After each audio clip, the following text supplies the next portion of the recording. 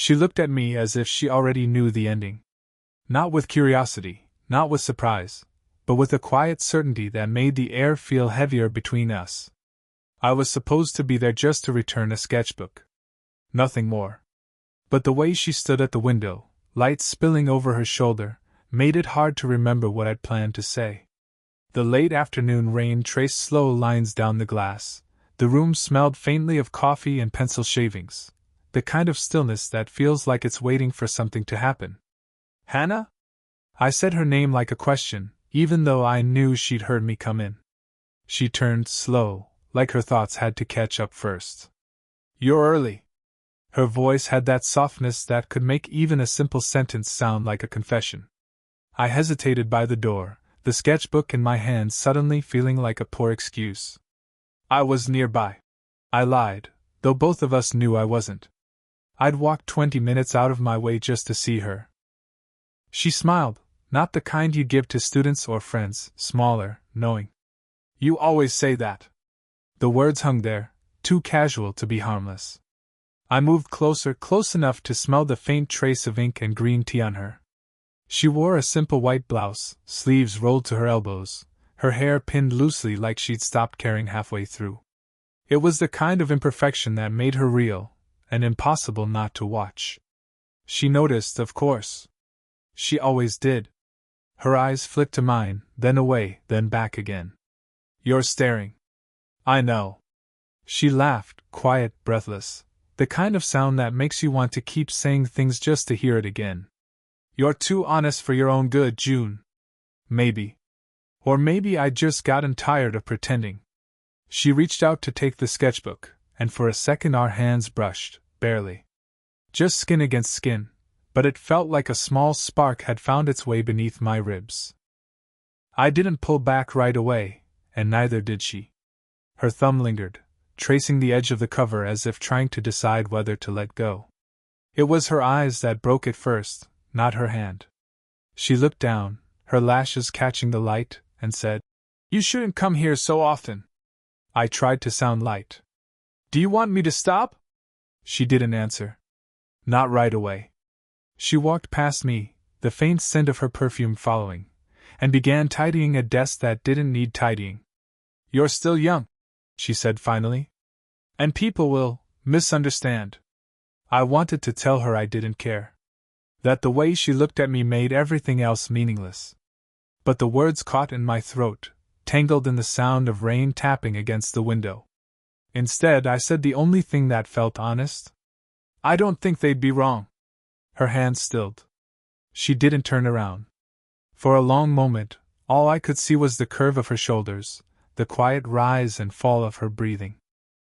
Then, a whisper, barely audible. June, don't. It wasn't anger. It was fear, the kind that comes from wanting something you know you shouldn't. She turned finally, eyes meeting mine again. The room felt too small for both of us. There was something unfinished in the air, something that pressed between us, waiting. Then came the sound, sharp and sudden, a knock at the door. Neither of us moved. Her lips parted, a breath escaping as if she might say something, but didn't. The knock came again, louder this time. And just like that, the spell broke, but not the promise. The knock faded, leaving behind only the sound of rain and the faint tremor of her breath. She didn't open the door. Whoever it was must have given up, because after a moment, the footsteps retreated down the hall, and silence came back like it had been waiting outside. Hannah exhaled softly, pressing her fingers to her temple. You shouldn't be here, she said again, but it came out quieter this time, less command, more confession. I just came to return your sketchbook, I said, though even to my own ears it sounded hollow. Her eyes lifted, studying me for a beat too long. You've said that before? I smiled faintly. Maybe I keep forgetting to let go. She turned away, but the corner of her mouth betrayed her, just barely. You sound like you're rehearsing. I don't need to. The truth was, I'd thought about her more than I should have. Late nights, when I couldn't sleep, I'd picture her handwriting, delicate, deliberate, or the way she pushed her hair behind her ear when she was thinking. It wasn't lust that burned in me. It was the ache of wanting to be near her, to understand why she always looked like she was holding something back.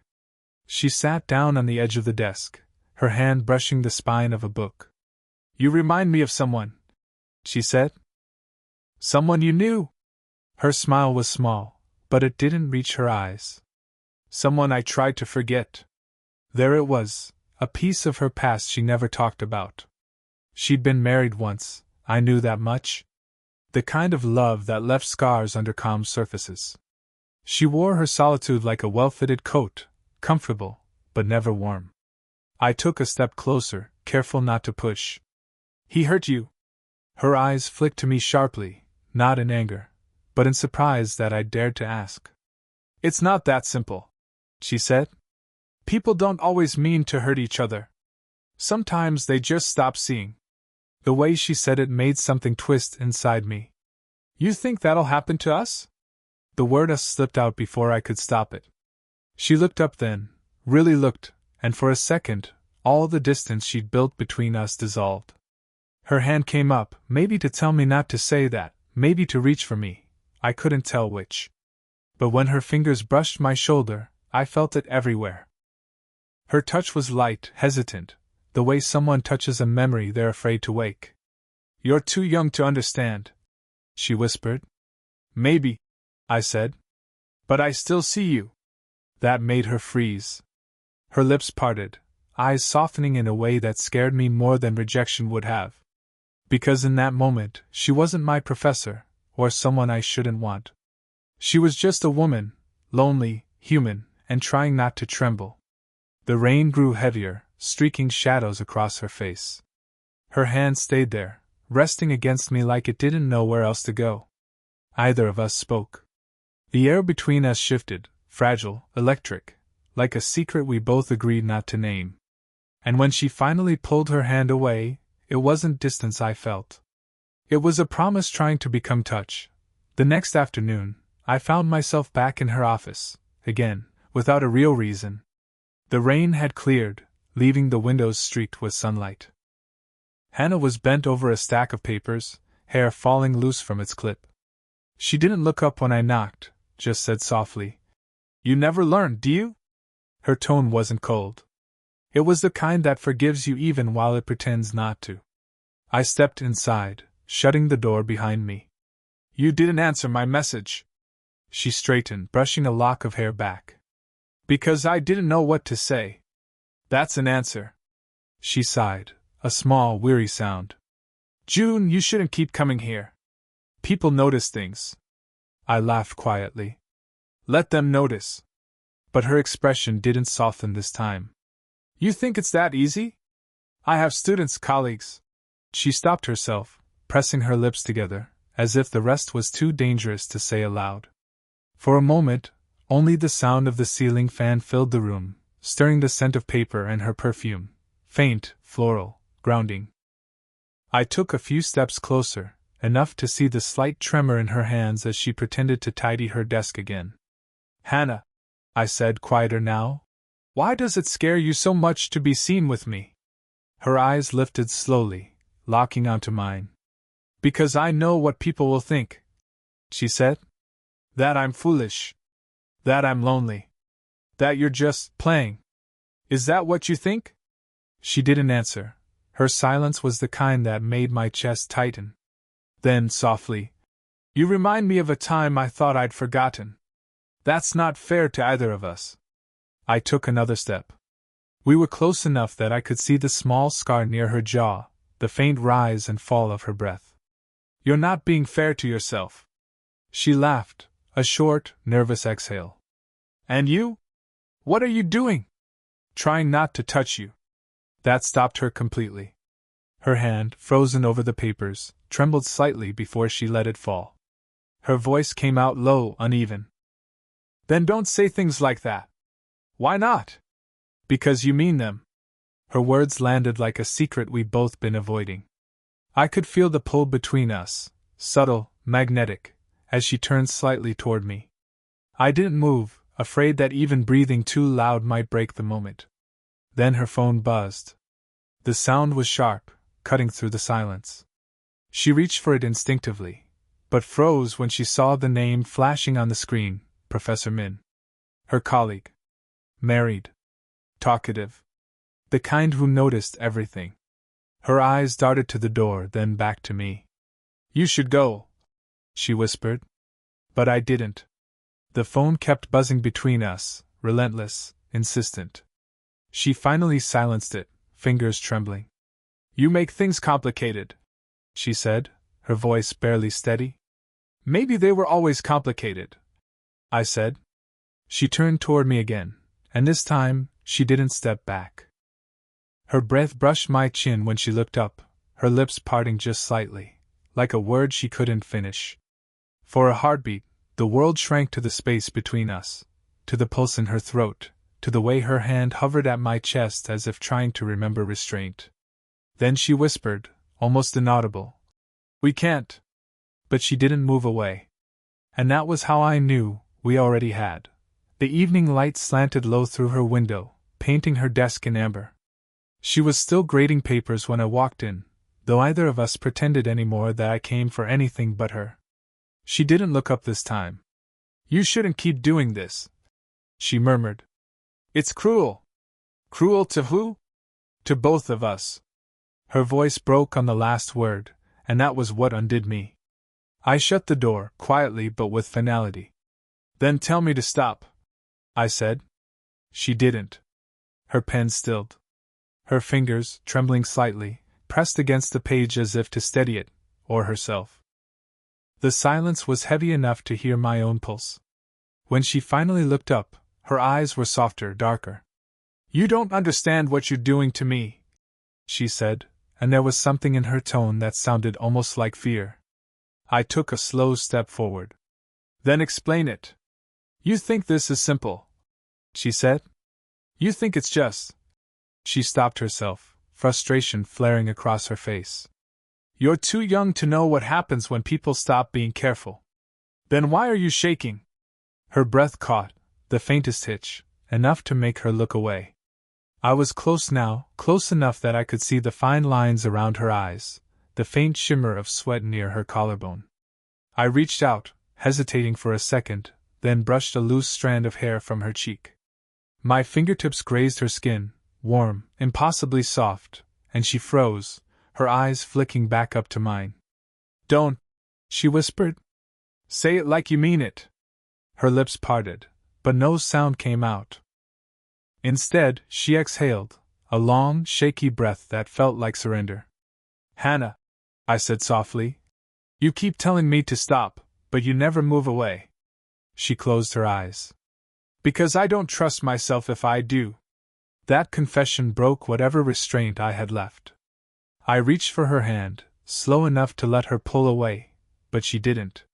Her fingers met mine, hesitant at first, then tight, as if holding on to something she'd already decided she couldn't keep. For a moment we stood like that, the air between us heavy, fragile, alive. Then she whispered, almost to herself, You'll regret this someday. I already regret not doing it sooner. Her head tilted, her lips barely inches away. I could feel the warmth of her breath, the faint tremor when she leaned just slightly closer. The air felt electric, charged with something dangerous and inevitable.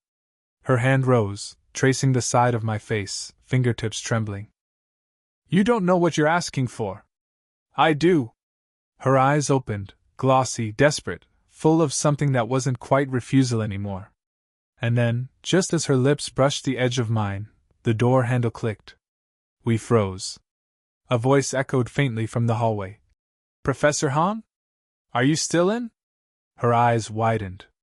The sound of footsteps drew nearer. She pressed a hand to my chest, heart pounding beneath her palm. June, she breathed. Please hide. And as I slipped behind the curtain, still feeling the ghost of her breath on my lips, I realized it was already too late to pretend we hadn't crossed the line. The curtain was thin enough that I could see her silhouette through it, the delicate slope of her shoulders, the stillness she tried to maintain while her colleague stood at the door. Professor Han? Min's voice was cheerful, too loud for the quiet room. Ah, you are here. I saw the light and thought, yes, she said quickly, too quickly. Just finishing up some grading. I could hear the papers shuffle as she pretended to work. My pulse thudded so hard I was sure he could hear it. Min chuckled. You always overwork yourself. Don't tell me you skipped dinner again? A pause. I saw her hand press against the desk, the smallest tremor. I wasn't hungry. Min's voice softened, familiar. Still can't eat alone, huh? Something about that tone made my stomach twist. Too casual, too knowing. He'd said it like he knew her, not just as a coworker. They spoke for another minute, small talk that sounded almost rehearsed, before he finally said, Well, don't stay too late again. You promised me you'd take a night off. I know, she murmured. Tomorrow, then? Maybe. When the door finally closed, her exhale trembled. I waited a beat before stepping out from behind the curtain. She didn't turn around. You heard all that, didn't you? Yes. Her hands were still on the desk. It's not what you think. Then what is it? She turned, and for the first time since I'd known her, she didn't look composed. Her eyes were wet, her lips pressed tight. He's not just a colleague. He's my ex-husband. The words hit like cold air. You still see him? She nodded, slowly. He works here. We kept it quiet, easier that way. I didn't know what to say. The pieces rearranged in my head, the ring mark still faint on her finger, the late nights, the way she flinched when someone mentioned his name. You still love him? I asked. She looked at me then, sharply, like the question itself hurt. No, she said. Then softer. But he knows how to make me feel guilty for not. Her voice cracked on that word, guilty.